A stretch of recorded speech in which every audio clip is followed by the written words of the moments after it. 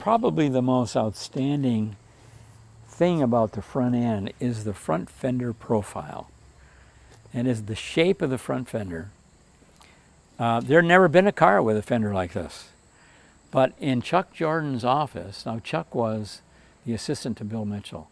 In Chuck Jordan's office was a small scale model of a Cadillac 2-passenger car. It was extreme beyond belief. It had this front fender on it. Mm. And it also had a fairly large flare on the front fender, not nearly as big as this. But because the front fender stands up vertically and the rear fender, you can see this surface here, lays way over. Yes. That means that the flare that has to be located to the wheel has to reach much further in to get to the quarter. That scale model had that situation. Oh. Vertical front fender, a leaned over rear quarter. So that front fender became the beginning of the theme for the front end. The other part of it was Stan's desire. Stan was sitting in his office from time to time planning the future development of the car and how he might manage his people in a proper way to make the most of their creativity. But he had to, in back of his mind, always have a fallback position in case something didn't happen as hoped for.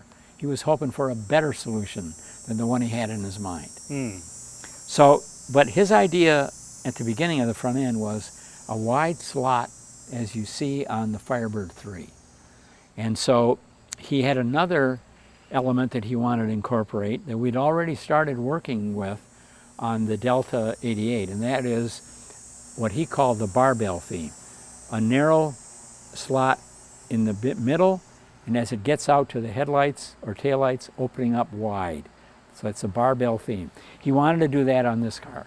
So we were able to do it on the front, but not on the back, as it turns out.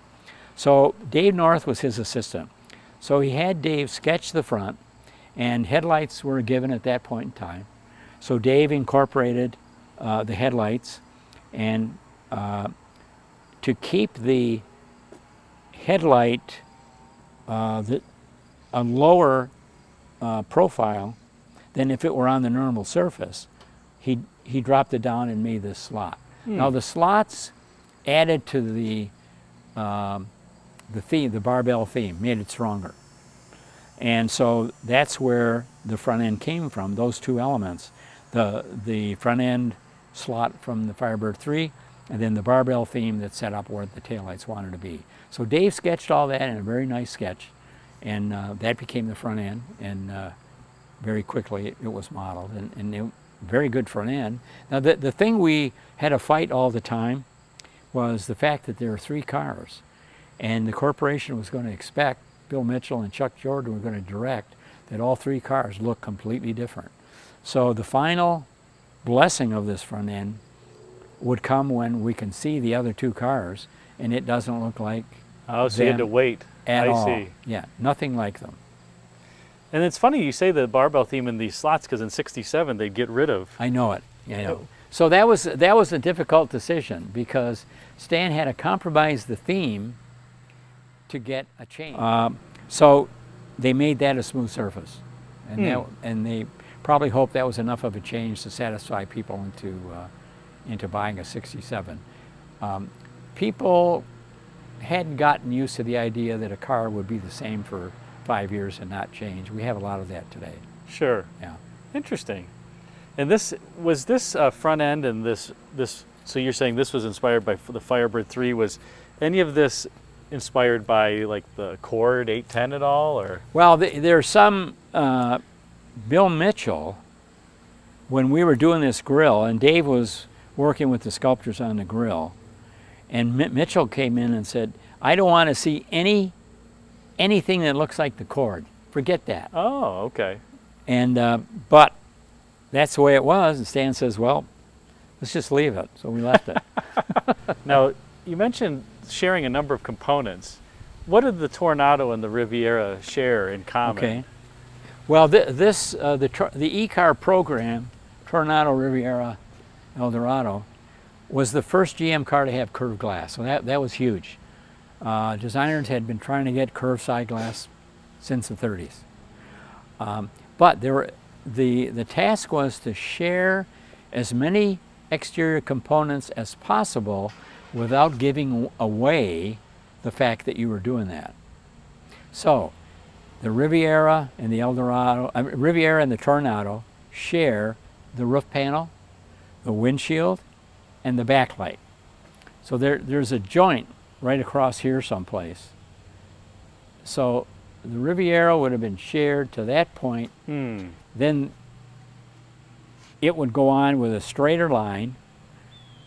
The Toronado, once it passes that point, would curve and come into the belt. So the roof panels were shared, the side window, the door inner, the windshield, the backlight, and the, I don't think they shared the grille, but the air exhaust system was shared inside. Yeah, it's a little different. I think It's the a little- Toronado here has little got different, yeah. 4 outlets and the Riv Right. has 2. Amazing. And along with that, of course, there's what they call black metal, the metal under the hood that carries the radiator. There's all that metal that's under the hood. That's all shared between all of them. And there's probably a vertical panel. Well, probably not because of the plan view.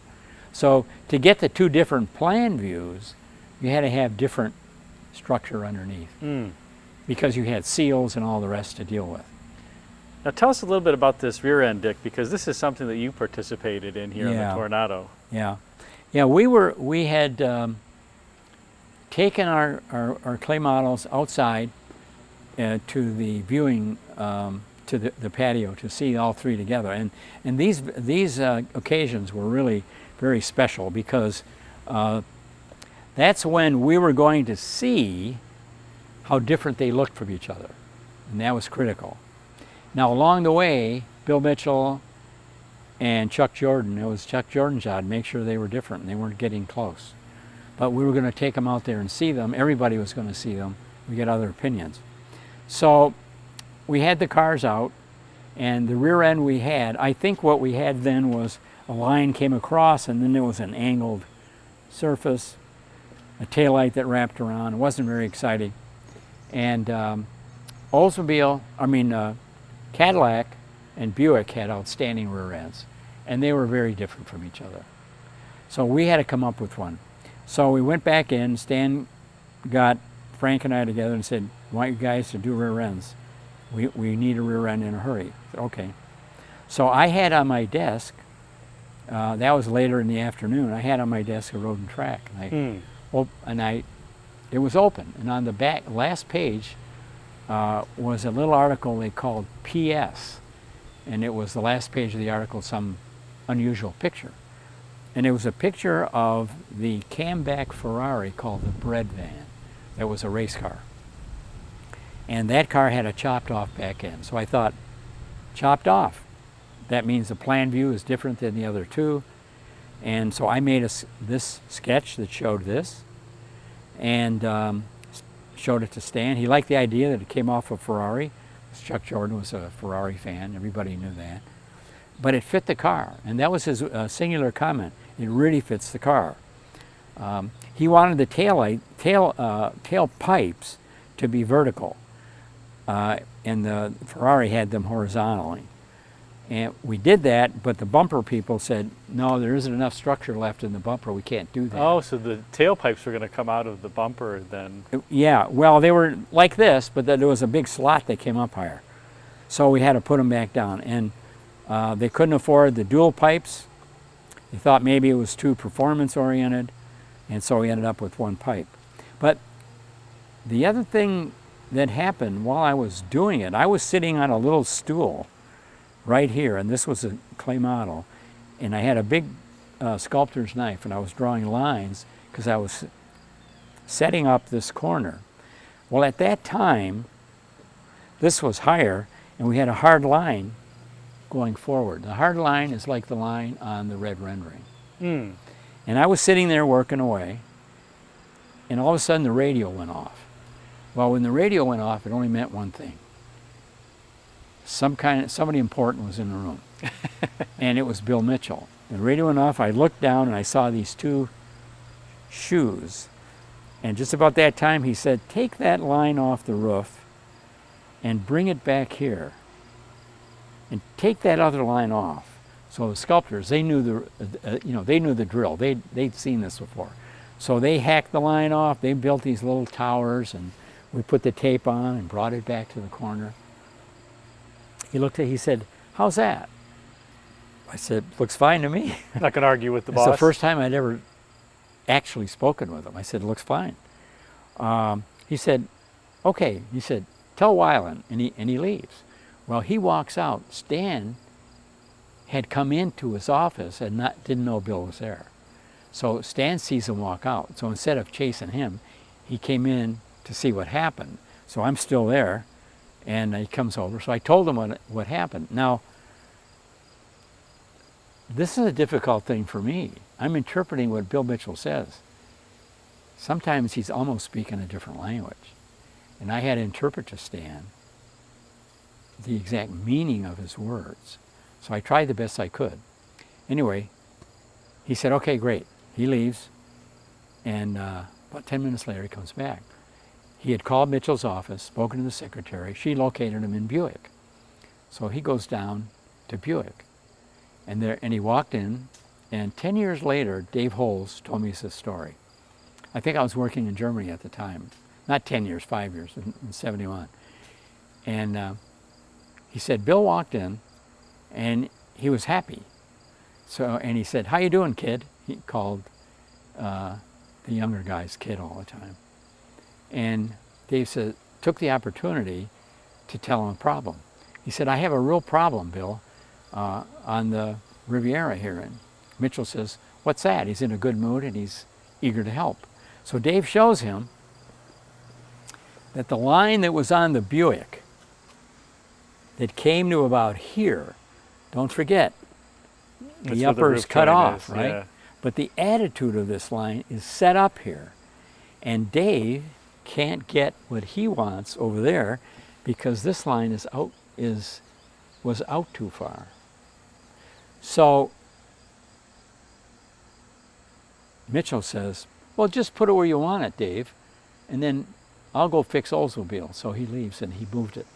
Oh, really? Oldsmobile studio. That's what he did. Moved it further inboard there? Yeah, I can't remember if it was in or out, but it may be originally it started out in, and then Dave wanted it out, and we both moved it out. And when we did this rear end, it all went together very well. It's amazing when you stand next to them side by side, you see the shared roof panel and how they integrate the line. When you know. When you know. When you know, yeah. But you don't discern it. You at don't all. discern it. No. Is that something on the A-pillar, that there was a story on the A-pillar yeah, too? and the A-pillar, if you look at the red rendering, the red rendering has a curve here that's really extreme. And it comes up. It was so curving that it became difficult to execute the turn. And I think the turn on the run, it may have been a sharp corner. But when we got the three cars outside in the patio, looking at them and being critical about how much they looked alike, this extreme curve was way too strong. So everybody agreed that it should be a lot less. So it ended up this little squeak, you might say, here. There was a lot of discussion. The engineers discussed the fact that this negative sweep in the windshield is probably something that never could pass the requirements for vision. So we probably would have lost that anyway. Interesting. Now, the wheel flares are obviously one of the discerning features of the Toronado, as well as the super clean body side. How did this evolve, and what's the story with these wheel arches? Well, when Dave Norris started the red rendering with Don, Bill Mitchell had liked very much a Pontiac A-body with 2 lines. And I think it went into production, or 2 lines. 64, Yeah, okay. okay, it had 2 lines. And Mitchell saw it as a frame. He called it the frame. He really liked it. It was one of the things in the building at that time that he most admired. So Dave put the 2 lines on the drawing that he was doing that would become the red rendering. And Stan said, well, we don't want to be close to that Pontiac. So take the lower line off and take the line over the wheel opening. Now, the model in Chuck's office has a line, but it just comes in here. So this flare, this flat here is all gone. It's just a flare.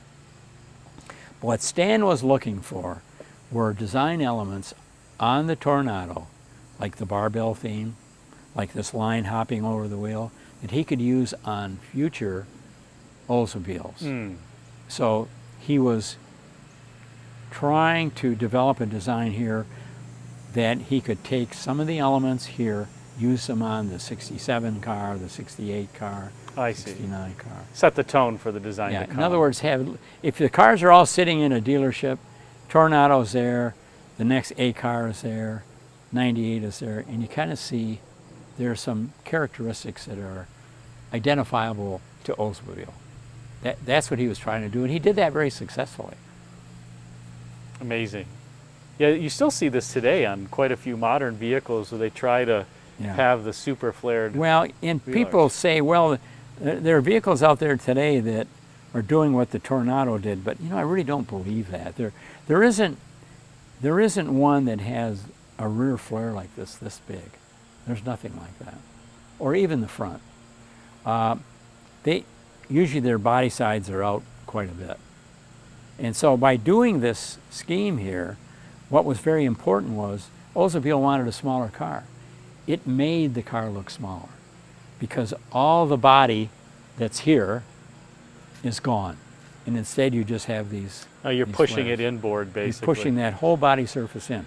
Now, when you push the body surface in, things really get hard because you're looking at a simple theme, and you want to execute it, the surfaces, to meet the then required GM highlight, what was thought of as good highlighting. And when you push that body side theme in, it means that what's called the hinge limits. Now, all 3 of these cars, if you look at the front of the door where the hinges are, if you looked at a drawing of those 3 door cuts, you'd find a band. And in that band, all 3 cars have to travel. And it's they all have to travel there or the doors won't open. So those hinge limits, all 3 cars work within that space. I remember seeing it was about that wide. And the Toronado is the one that's further in, obviously. The El Dorado comes out some and has got that fender. It's a little flusher, but the Riviera really stands out. And speaking about the hinge limits, every designer, when he hears the term hinge limits, it scares him because it means his design's going to change. It's got to go through that path so the doors could open.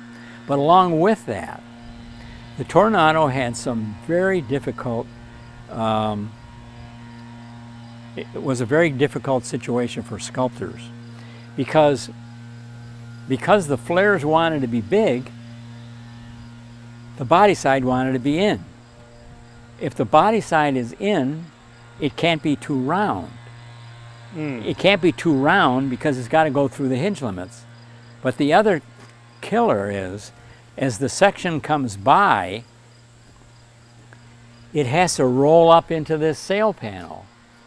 So those 3 things together, along with the fender standing out vertically and the rear quarter laying in at an extreme angle, made it a very difficult situation for the sculptors.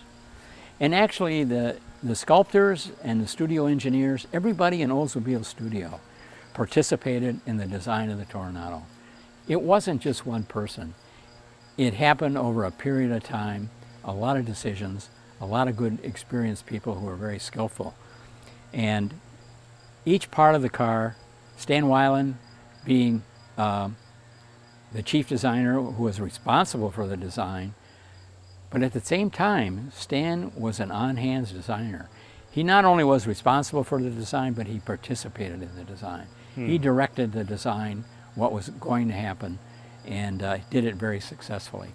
And it was one of the first projects of his assignment, because he'd only been there about 6 months. So I think they started the Delta 88 and 98, and then the Toronado came along. But we also did the 442 at that time.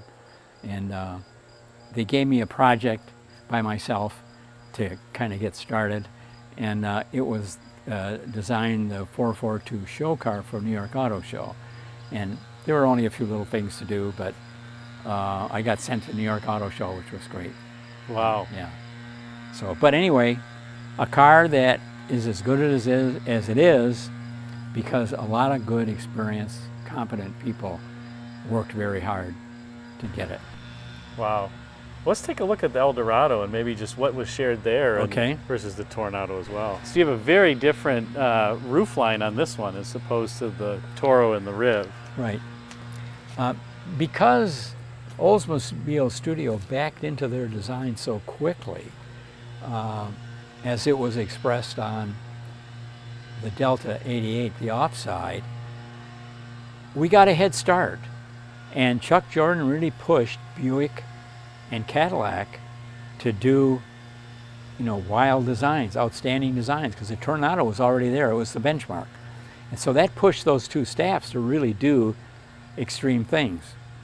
And so they did, the Cadillac came the furthest from their beginning to this car.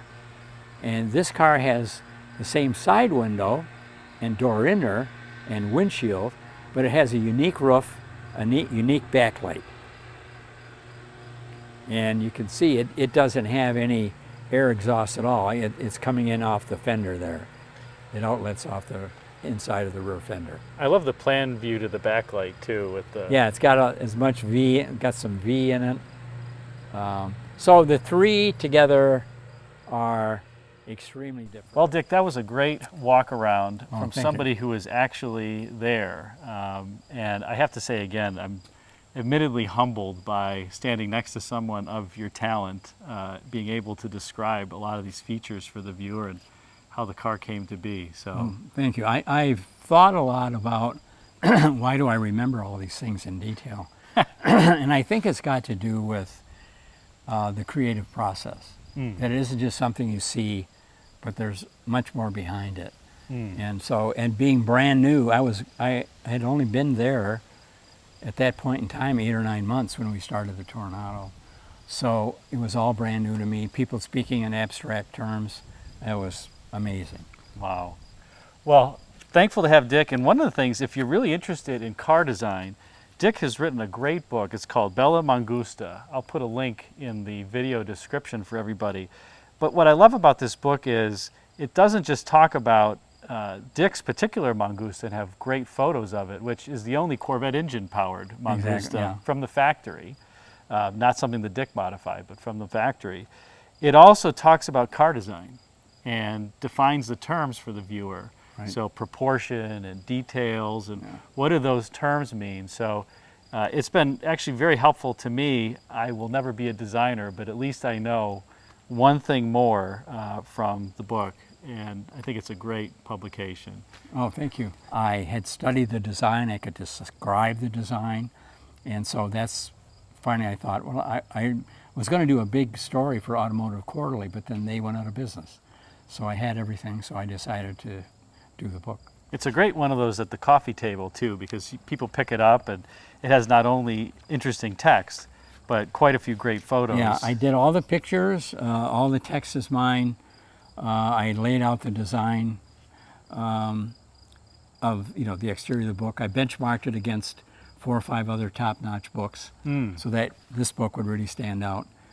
It's a great picture. I took all the pictures. Yeah, that's great.